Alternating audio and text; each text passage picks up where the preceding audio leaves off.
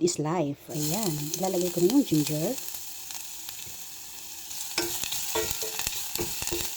Hindi ito ng chicken broth. Nilagyan ko ito ng chicken cubes. Ayan. Tunawin ko itong chicken cubes. Siyempre, meron tayong itlog. Yung puti lang ang kukunin ko.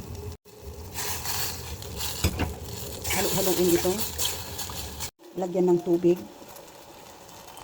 Lagyan ng sesame oil, konti lang.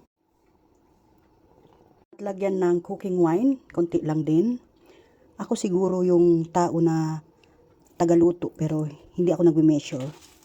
At ayan na siya, halo-haluin natin para mahalo yung mga na nilagay natin. At ayan na, tapos na.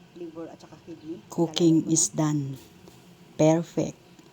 Ito na yung mga lamang loob ng baboy. Bawal bigkasin yung mga English nito kasi baka magka-violation ako. At maraming salamat sa inyong walang sawang panonood, lalo na doon sa mga tumapos sa aking mga video.